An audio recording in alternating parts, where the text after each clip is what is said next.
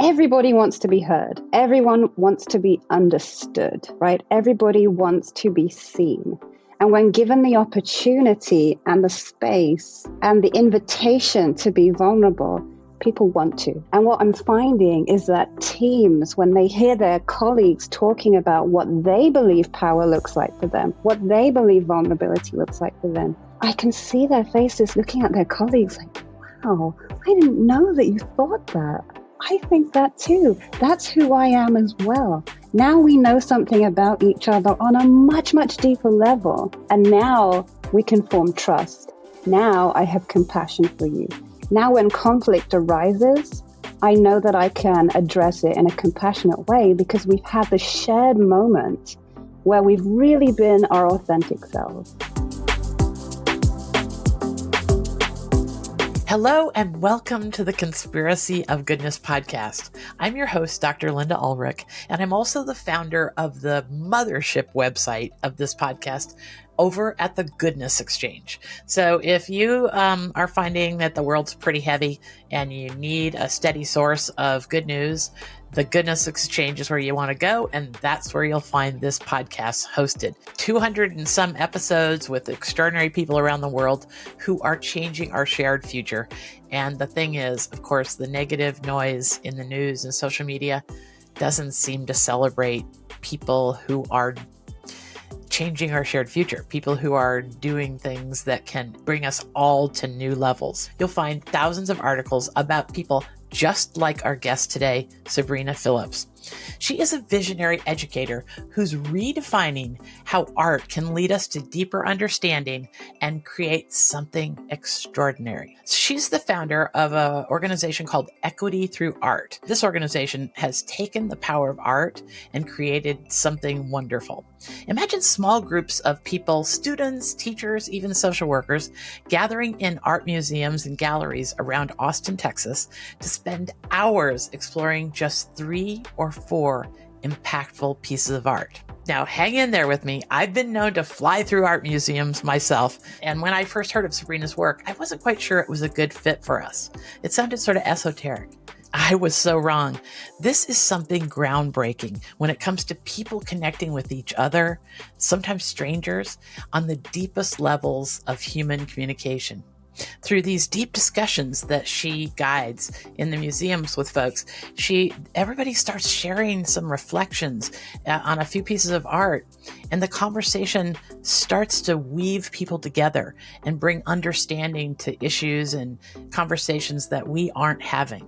So with a background that will gain her a PhD in just a few months and spearheading all kinds of initiatives at places like the Art Institute of Chicago, she's done publications, she's bringing a wealth of expression to the art world and weaving it into our ordinary lives.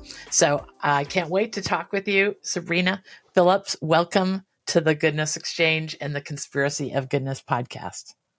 Thank you so much for having me. I'm really excited about this conversation.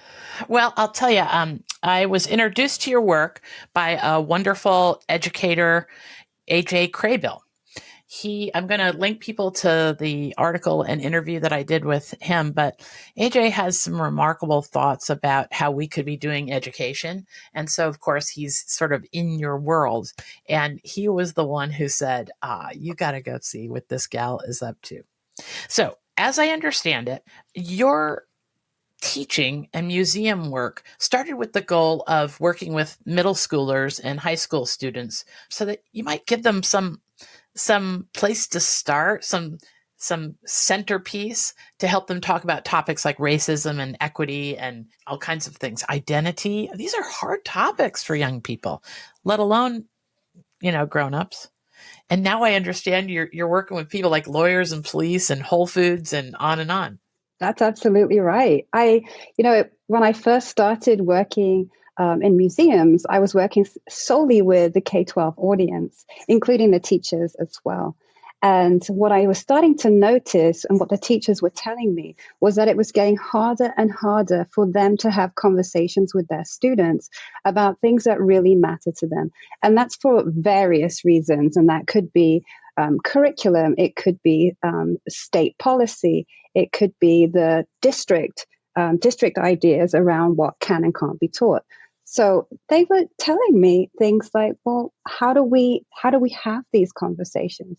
And moreover than that, the students want to have these conversations. They're hungry to have these conversations. So we started a program for middle and high school students to come to the museums, start looking at artwork and thinking about their positionality on what those topics are, thinking about who they are within those conversations. Where do you find your voice? And for middle and high school students, this was something that was very new to them. Not often do we get students, or do we invite students to really share what they're thinking, to really think critically. We often have this idea of banking knowledge in students, having them just sort of acquire knowledge. But do we really invite students to think about themselves? And so the museum piece started to allow students to come in, look at something visual, and actually have a conversation with each other and hear each other's ideas. And that sort of sparked a sort of greater program, including the high schoolers. It went all over the district in Austin, Texas, and included the teachers, because, once we have the students getting all this conversation, we also need to have the teachers in on the conversation. So I took them through a lot of training processes too, where they were able to understand how to use art to empower themselves to have those conversations in the classroom. Describe a piece of art that we might be able to find and that you can give us some idea of what goes on. Yeah, so to paint a picture of what it looks like when people come to the museum, we'll sit in front of one work of art for about 30 minutes, or really quite a long time. As you said at the beginning, you sort of breeze through art and breeze through museums. And actually, research shows that we only really spend 8 seconds looking at something before moving on in museums. So asking a group, including students, to sit in front of an artwork for 30 minutes is a really long and extended time. And we'll sit on chairs, we'll, take up space and realize that this is going to be a long conversation. This is going to require participation, not passive learning in any way. So we'll sit in front of a great big artwork. And the one that I'm thinking of is called Parade by Makita Ahuja. And she is a beautiful American artist who is creating so many works of art that really deal with identity. And this artwork is larger than life, really, really big. So as the group sort of looks at this and sort of uncovers in a sort of detective kind of way what this piece could be and what this piece could be and what does this mean to me, everybody in the group is sort of hearing each other and saying, oh, wow, I can see that. I can see myself in that. Oh, I didn't know that you saw it this way. I see it that way too. And connections are being built between each other from just looking at something. But this painting and the woman in the painting, she is so embodied with power that's the kind of thing that I want to talk about with young people and adults. How do we embody that power? How do we put our shoulders back and know that we can be grounded, that we can move forward, that we're in a forward motion, and that all of our stories are sort of spilling out behind us through our hair? And the students are really understanding who they are, like I said, their positionality within that larger conversation. And that's why we'd start. We'd start by really exploring ourselves before getting into deeper issues. Wow. That's such a beautiful way to describe what goes on. Okay, so I'd imagine you've got, kids get this, like they start offering who knows what, and then bouncing ideas off each other. Tell me how kids. Yeah? They do. It's surprising in some ways. When I first started this, I thought it was quite surprising. And then, as I started to learn more and more about students and young people, They want to know, they want to speak, they want to be heard. Their voices need to be heard. And that sense of I need to be heard, my voice should be heard is palpable in the group. You'll always have those ones that are quiet, but you know they're listening. I like to keep the group small, between 10 to 15 people, so that it feels very cohesive and intimate and vulnerable, and that we sort of create that container that students can feel comfortable to have those conversations. And it's always a little sticky at the beginning, but they sort of ease into it. And when you're sort of presented with imagery that shows yourself reflected and the power that you may carry within yourself. So people feel something about themselves from these pieces of art. Yeah, absolutely. It's almost like entering into a conversation with the artist, or looking in a mirror in some ways. Wow. You know, you look at it and you think, well, where do I fit in this? What is my conversation here? What do I want to ask the artist? And what can I ask of myself? Wow, that's lovely. Okay, so that describes how a bunch of middle schoolers or high school students would, like, I'm trying to imagine police officers and Whole Foods folks and stuff like that. Look, what goes on there when you do this? Yeah, it's actually really similar. It's really similar.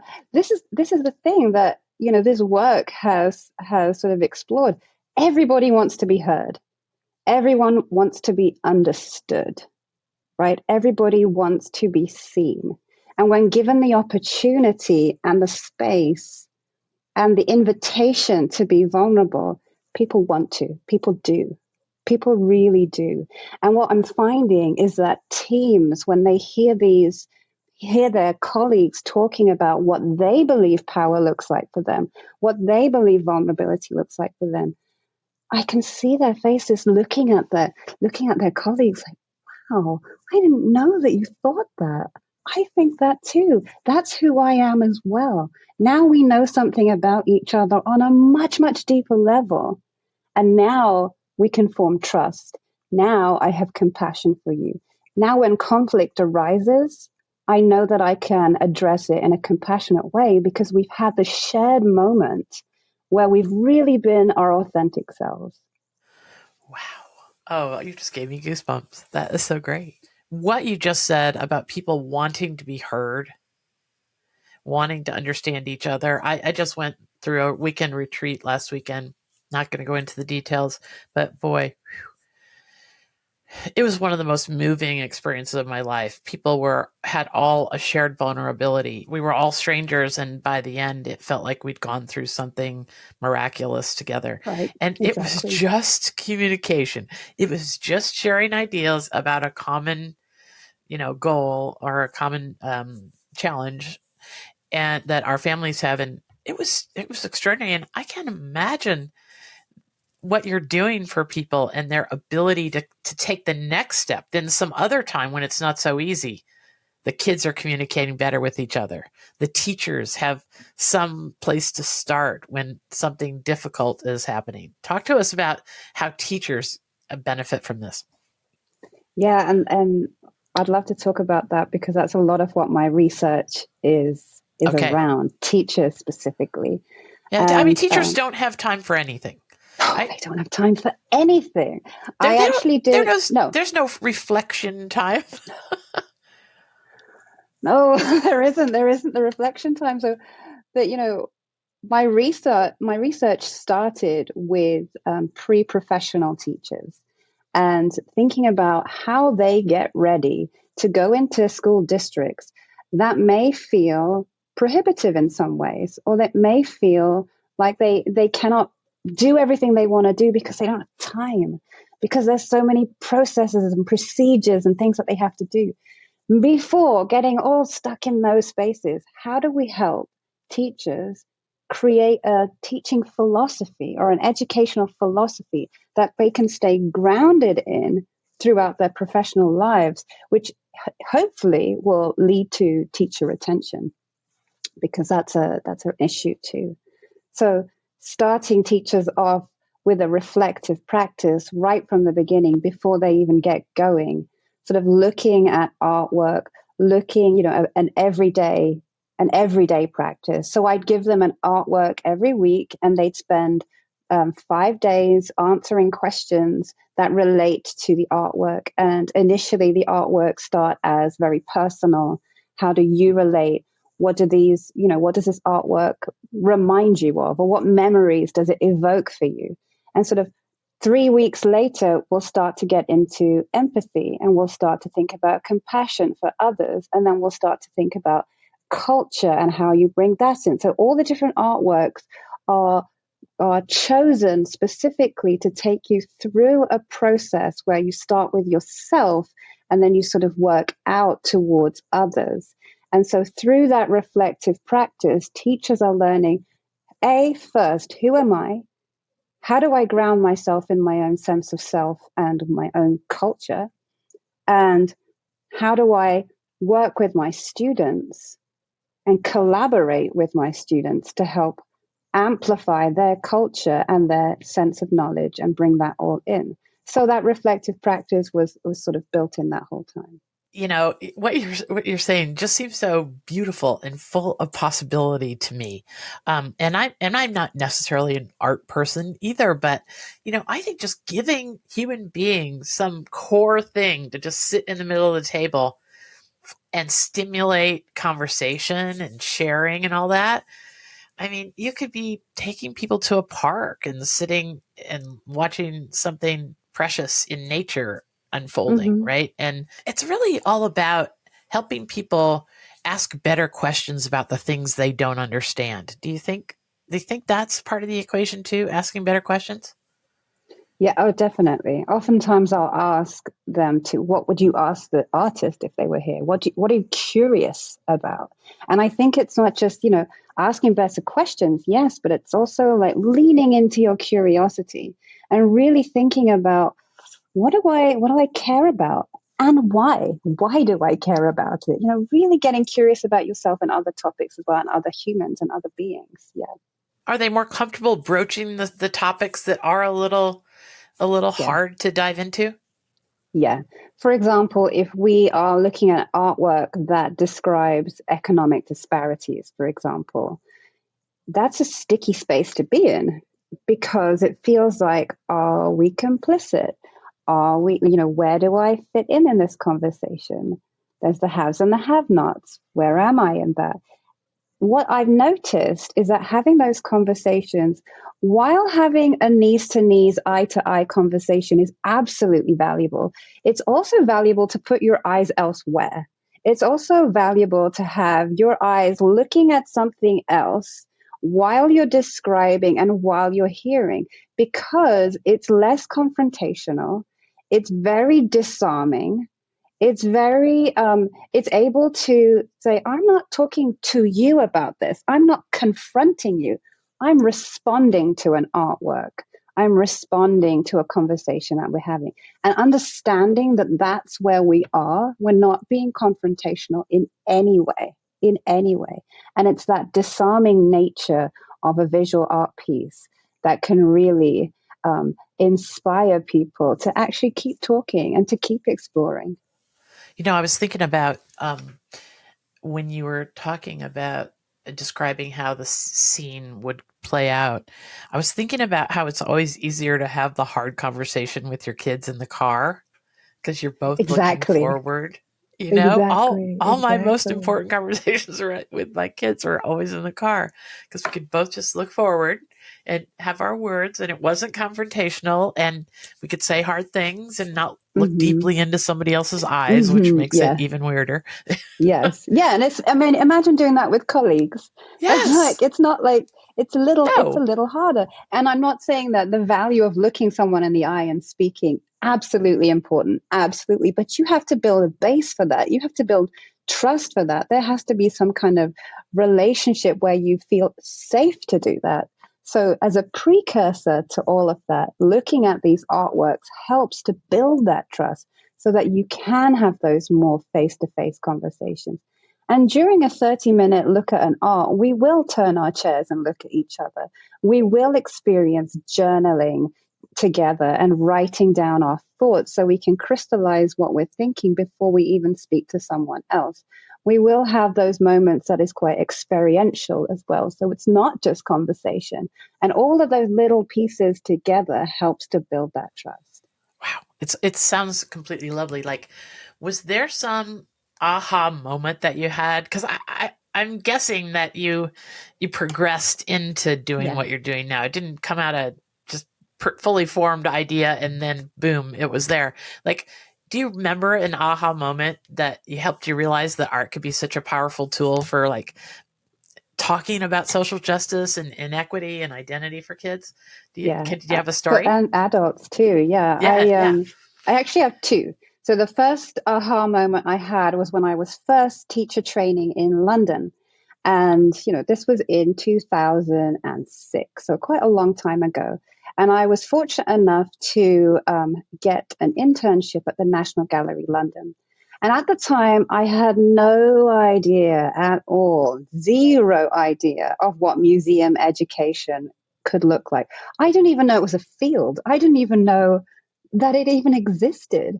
Who knows about these things? So I go to the museum and we're exploring artwork and they're asking me questions. And now I'm learning about the wider applications. Hey, you could use this artwork in your English class, in your geography class. You can use this artwork to talk about history. And there's so many applications as to where you can use art. How do you bring it into the classroom? It's not just hanging on the walls in a museum. It's a tool. And when I understood that, I thought, wow, every class I want to teach from now on, it has to have artwork in it. It has to, because that's where you become visually literate and that's where you can practice being a critical thinker. And so I was like, this sort of aha moment of this is what museum education is. It is not touring a museum and learning about great artists. It isn't that at all. It's about learning about yourself. And from that aha moment, I was able to sort of progress through my career teaching, in different places all over the world and coming over to Austin, Texas, where I started teaching with adults. And it was actually a group of teachers that came to the museum. And they were telling me, and they were all teachers of color, and they were actually all women of color too. And they came in and immediately sort of balked at the idea of being in a museum because it kind of felt like this isn't a space for me. This is not where I belong, or I've not been invited to. I look around the museum and I don't see myself. I don't see myself presented on the walls. And that sort of speaks to the larger issues of art museums. But, I was talking to people who were really experiencing that. And so how do you take teachers of color who are maybe experiencing forms of oppression in their classrooms and in their school districts, and then bring them to a museum where that could be compounded still? So, I started to have these ideas of, well, how can we have conversations with art that helps folks feel like they belong, like they do belong, that they are able to access great artworks and to have conversations with each other, and more importantly, heal. More importantly than anything is to have that moment of healing with each other, healing from trauma, from stress, from workplace difficulties, together as a group of teachers, really exploring the realities of teaching and thinking about, how do we move on? How do we heal from some of the harms that are done in schools, or some of the harms that they see playing out for students? And so in that moment, we sort of really understood together that we could move forward using art as a way to heal teachers, to heal each other even. And that sort of moment of understanding art and healing beyond education was my aha moment as to how we can continue to build and amplify the art spaces in many different applications across many different teams. Lawyers, for example, giving them the opportunity to heal, We don't Yeah. think about that. We don't Talk ever to me think about about that. that, Yes. right? Talk to me about that. What's your observation? What have you experienced? The lawyers were a little harder, to pull that sort of sense of self-compassion out. Yeah. The reason why I wanted to work with the lawyers is because they are folks who are consistently empathizing with people. Their work has to involve extending so much of yourself outward. And I was curious as to how that feels inward for them. Once you've spent all this time giving, such as doctors and nurses and social workers and advocates and activists, you give so much of yourself. Where does that leave you? And so the conversation in the museum was really about how do we cultivate self-compassion for ourselves within our work that feels, quite difficult. And it was hard. They were not used to speaking in that way. In fact, they thought that they almost felt guilty. They almost felt guilty for spending time at a museum away from their desks, pouring into themselves. And that was, a really interesting moment to think about how we as adults in various professions are thinking about our work culture and how we operate within that. The fact that you feel guilty for looking after yourself, that's a huge, big problem right there. That's a huge, big problem. And it isn't just lawyers, it extends to lots of people in various different workspaces. Mm. Okay, so we're going to take a break, and when we come back, we need to also relate this topic to how life tends to go for people who are kind of on a journey to find what they're uniquely built to contribute or their calling. I get a lot of that, Sabrina. Folks who look at all the innovators and thought leaders that we have written about or spoken to on the podcast, and I remember a time in my life when I was a very successful, crazy successful dentist. I did extraordinary cosmetic dentistry. People came from 1,000 miles to have me do their work. I mean, by all people's standards, I was successful, but I didn't think I'd found my calling. And I look at your story and I see your journey, and it is just like everyone else's who have found their calling. It's over here and it's over there, and there's no straight line. And I want to talk to you a little bit about that, because the kind of people that would listen to the Conspiracy of Goodness podcast may have this kind of feeling that they haven't quite found their calling, what they're uniquely built to contribute. So let's take a break. When we come back, we'll talk more with Sabrina Phillips. You know how the constant negative noise in our digital lives feels like it's reaching a boiling point? Now, many of us have tuned out the news and social media almost entirely. Well, it doesn't have to be that way. There are newsworthy stories about amazing progress, innovation, leaps in human potential, and wonders in the natural world, and they're just not reaching the top of our feeds. We can have access to this, but none of us has the time or maybe even the emotional stamina to search through all the doom and gloom news to find what's right with the world. Okay, enter the Goodness Exchange. There, we are giving instant access to positive news for curious people. Did you hear about the recent Harvard study that found that exposure to just 4 minutes of good news can make you 32% less anxious and 18% more optimistic? Well, I don't know about you, but I need those kind of numbers in my life. So if you want to live with more joy and way less fear, it's really simple. First, you join us at the Goodness Exchange. Everyone around the world has the opportunity to access this kind of content. And we've promised no politics for about a decade, so you're safe from all that distraction as well.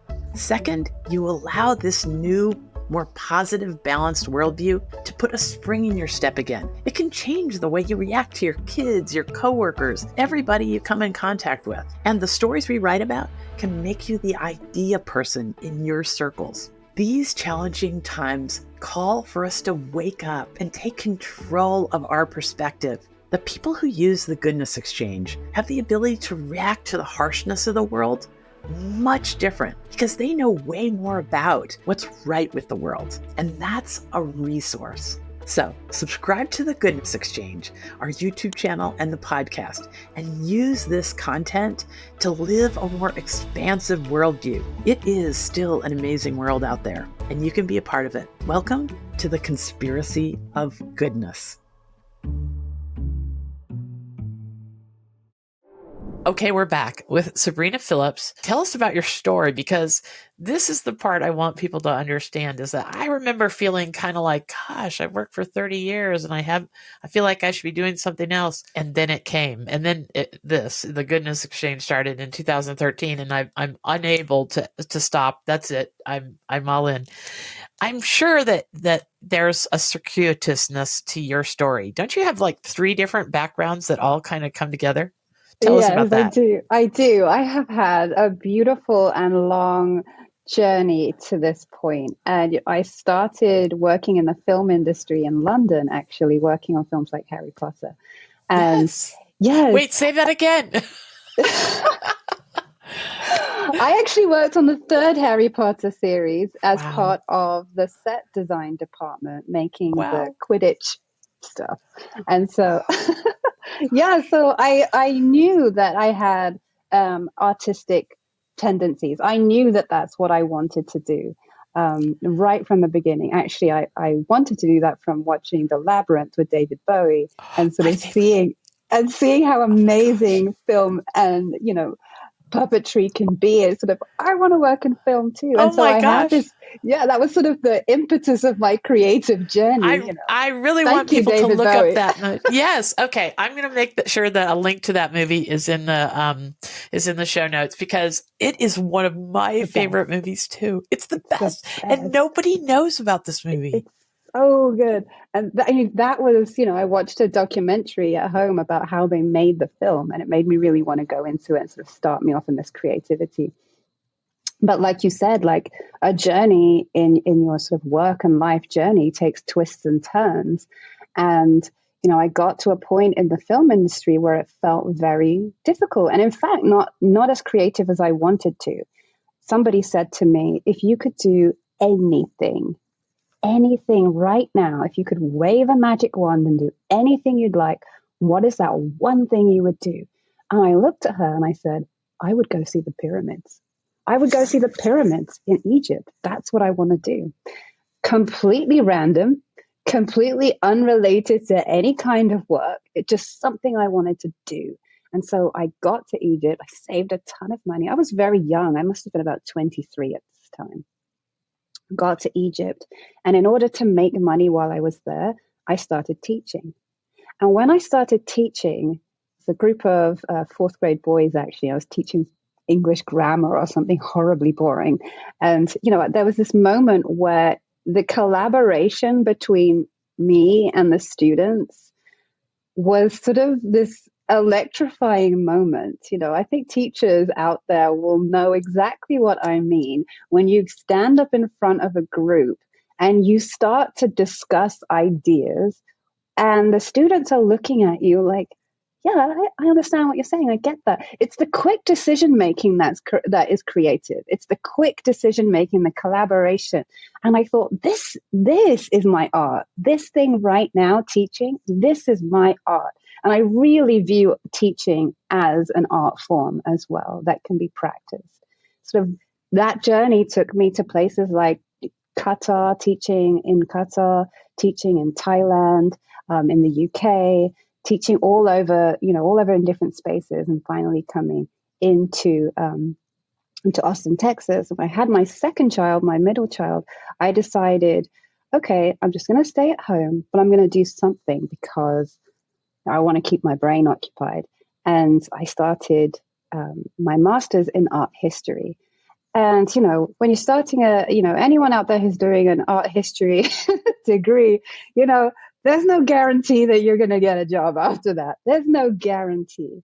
I was privileged enough to be able to just follow what it is that I wanted to do, get into art history, then get into museum work, getting into museum education, remembering my journey from the National Gallery millions of years ago and thinking, right now I can do it. And sort of arriving at the museum the first time was like, wow, this is what I've been working towards.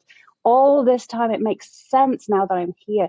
Working in a museum is working in the best classroom ever. Everything around you is another story. Everything around you is another story. And it's incredible to be there. And then as I started to learn more and get curious about what education in museums could look like, then I arrived at this space where I'm feeling like now I can guide teams, I can guide teachers, I can guide folks to a space of self-reflection through art. So it was really a learning process and really learning about what felt to me like my own art form, my own journey within my own art, and how, any artist will tell you it's practice. It's a long practice. And those practice are trial and error, going here and there. You have to put in the time.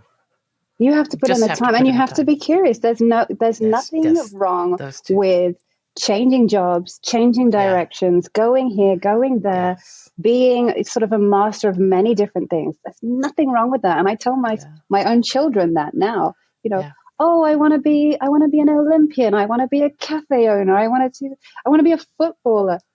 Do it. Do all of it. Do all of those things. It doesn't need to be one trajectory. Yeah, that's so lovely. Okay, so then there's the practical part of this. How do you get a job with an art history degree?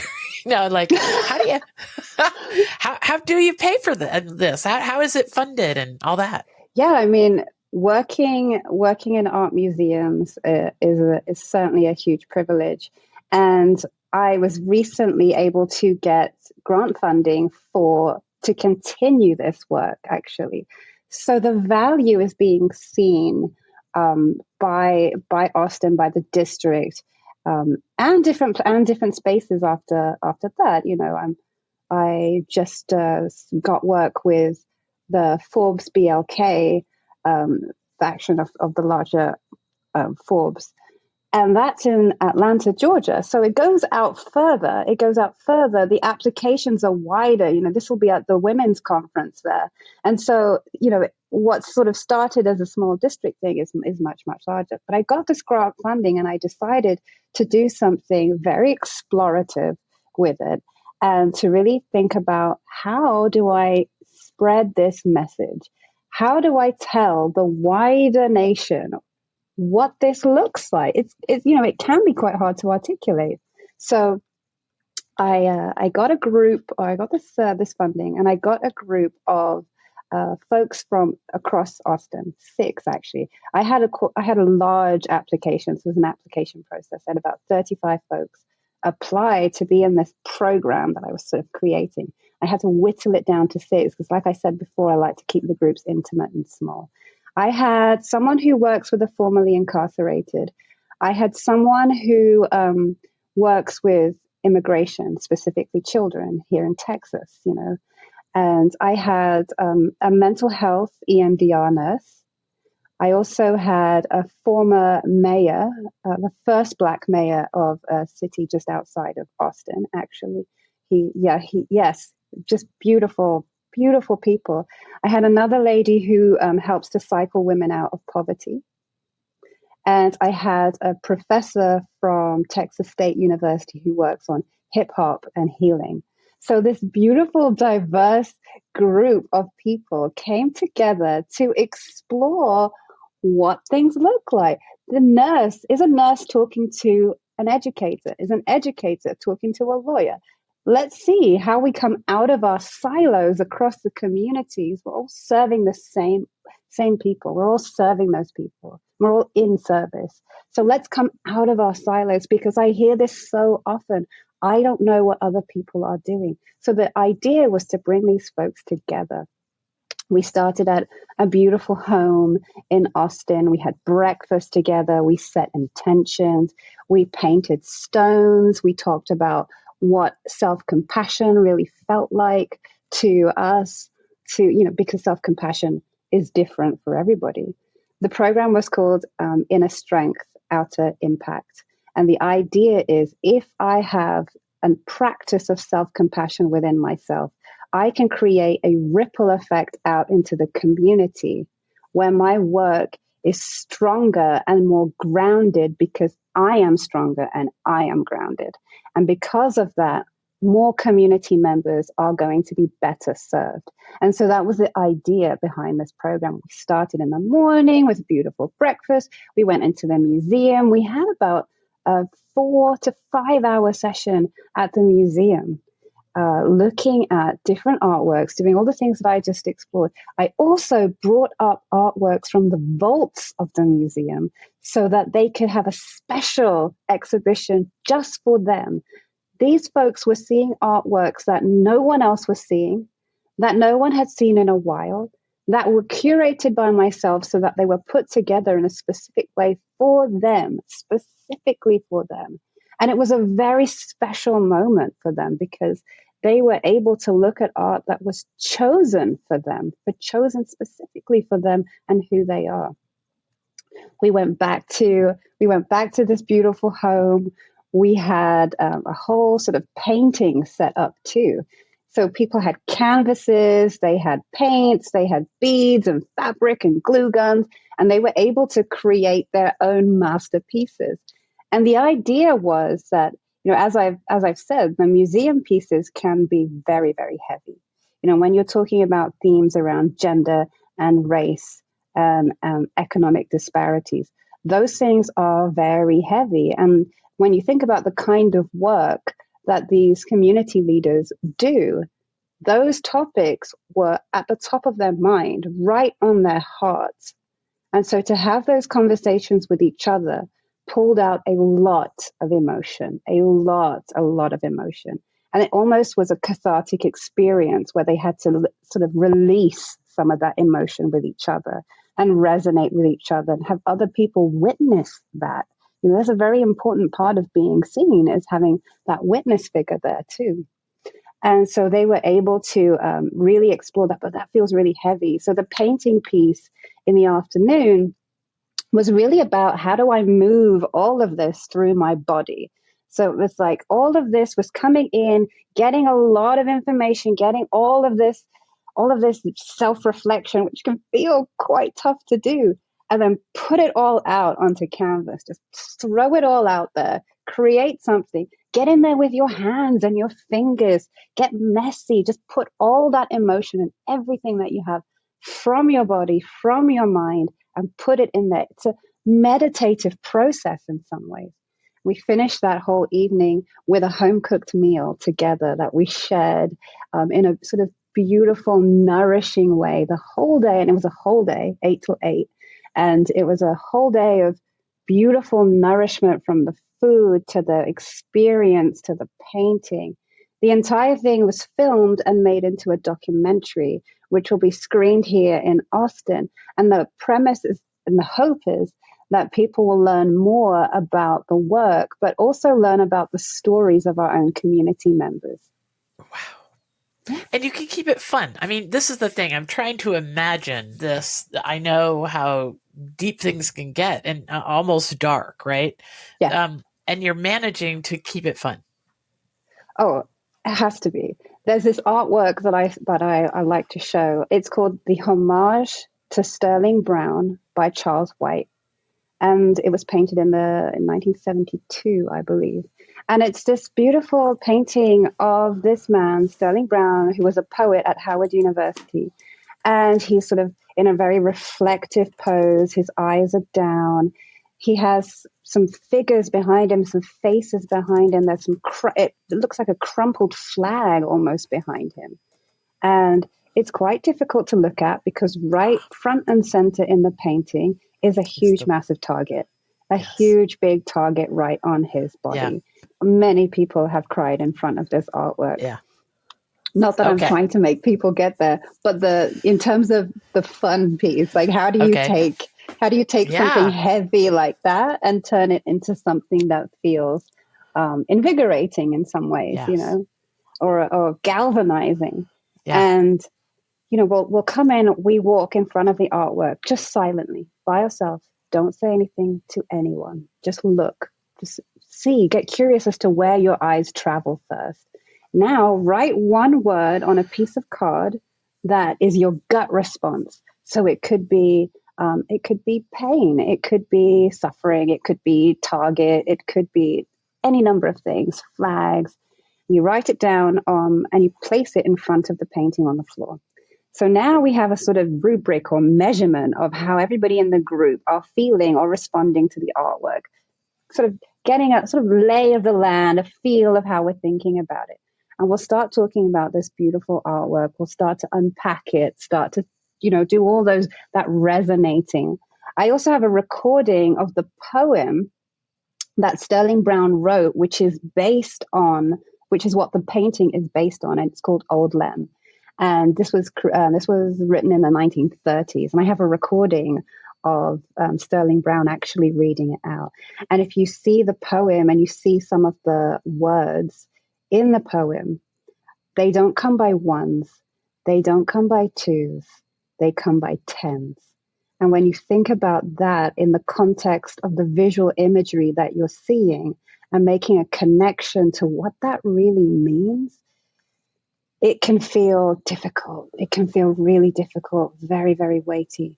So we take back a word that you didn't write, choose a word that's resonating with you now, and you're going to write a line of poetry. Or I'll say a sentence because some people are like, poetry. So, it's a line of just a line, a sentence, Yeah. the best line you've ever written in your life. And, in groups of 3 to 4, they'll look at each other's, they'll read them out, and they'll order them in a way that kind of feels like a stanza of a poem. Strong finish, meet in the middle, strong end. In a group of about 12 to 15, there'll be groups of 4. Each one is a little poem. As we put them all together, we've created a collective, community, cultured poem right there in that moment in response to another poem. It started with a poem. It became a painting. Now we, entering into the conversation, are creating more poetry from that. And not only that, they stand up and they perform the poetry together in front of each other. So each group will stand up and have a go at performing. And when I say performing, I don't mean just reading out the sentences. I mean thinking about how you layer words. If hope is a word in a collective word, maybe all 4 people amplify it and say it out loud. If love is that word, you'll say love out loud, or you'll say things quiet, or you'll layer sentences over each other to sort of create a version of what they're thinking together and sort of delivering this new idea, this new concept. What's amazing is that none of this can be replicated. The group that's there in that moment with those words is never going to be replicated again. It's completely unique every single time.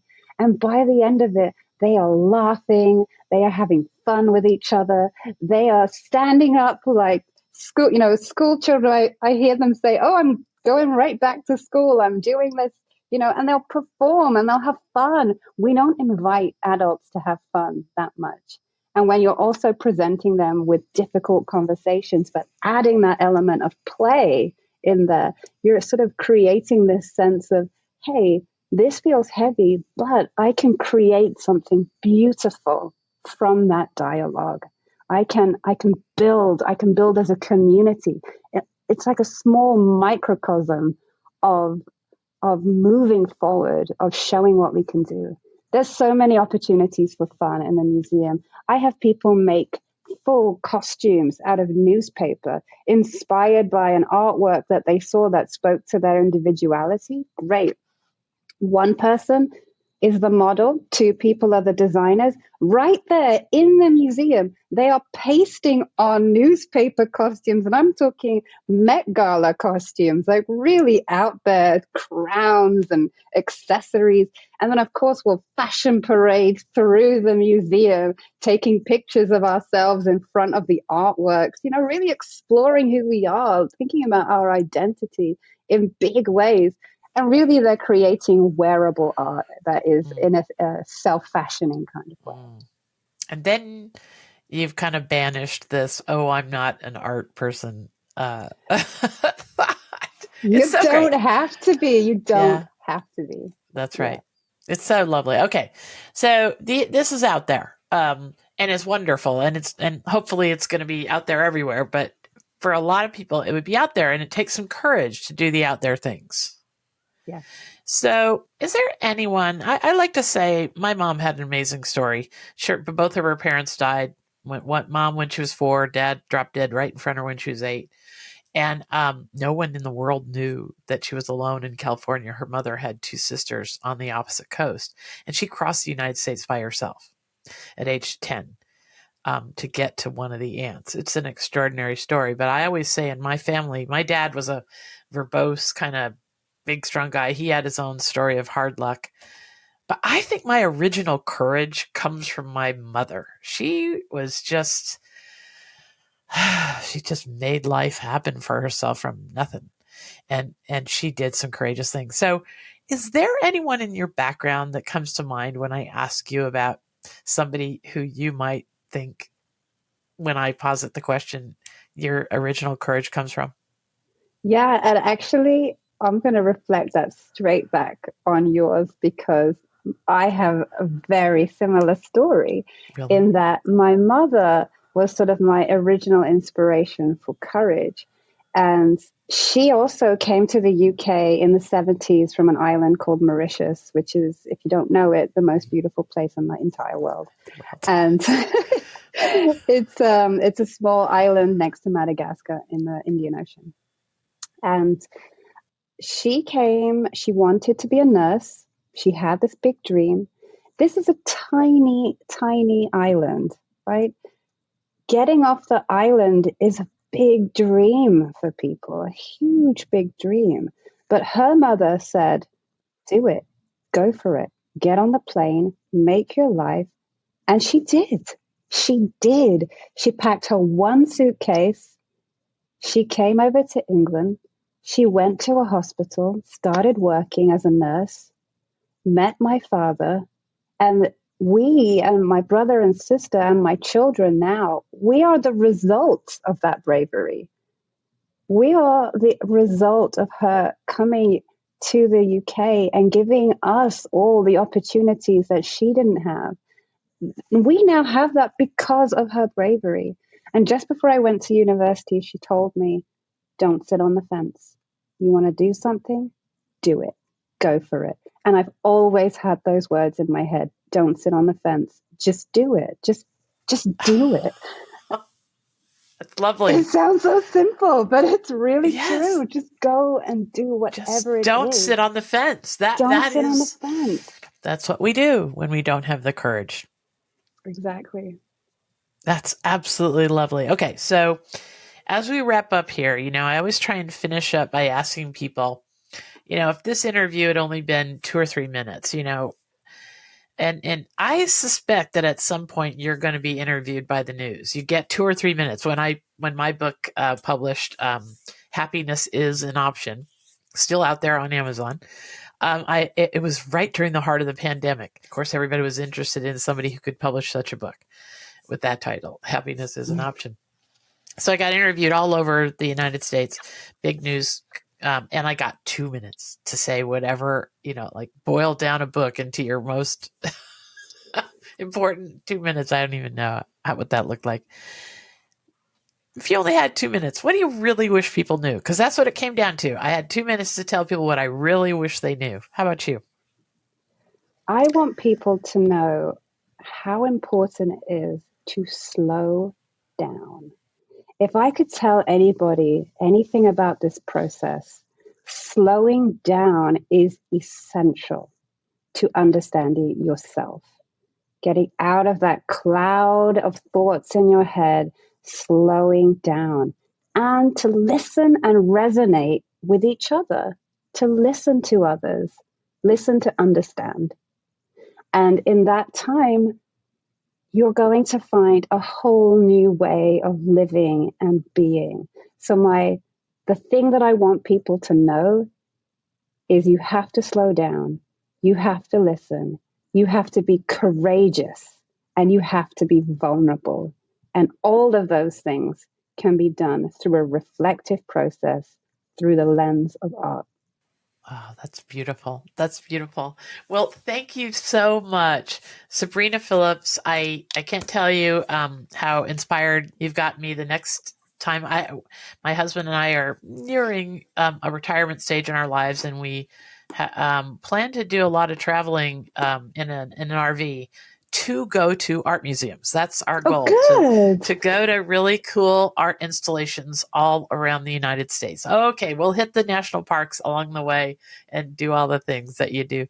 But oh my God, there are some. I'm a sculptor. I'm a metal sculpturist. I do Yes. gigantic metal sculptures. I can't remember if I Yes. told you that, Yes. because I have this background in creating art myself out of garbage, thrown away metal pieces and stuff out of junkyards. I am just fascinated by what the human mind can come up with. And so art museums are how we're going to start this bit of travel. And I thank you so much for expanding now my appreciation for what I might find inside, because I've never really appreciated the inside of art museums like I should. I love contemporary art because it's just so wild and weird. But it's interesting because people don't see themselves as works of art. I We are will. works of art that we need to explore. That is so true. And I will stand next to the first painting I come across with my big, tall ex basketball player husband and say, where are you and I in this picture? Thanks Exactly. to you. Thanks to you. Exactly. So, Sabrina, thank you so much for this wonderful time that we've had together. I hope this episode inspires all the listeners to, pass this one around, because I guess that should be the last thing that I ask you. What can people do to help advance your movement? How can they contact you first if they want to help you? And then what can we do as ordinary people? Well, you can find me. My website is www.equitythroughart.com. Very simple. Everything you need to know is on there in how to contact me and to learn more about what it is that I do and some of the philosophy and research behind it. And then people, go out there, go visit museums, go make something, be creative, or just sit and reflect and think about your life. Get curious. Get curious. That is what people can do. All right, there you go. Thank you so much for joining us, folks. I hope you have a wonderful week, and the ideas that we presented here will put a spring in your step. Bye-bye.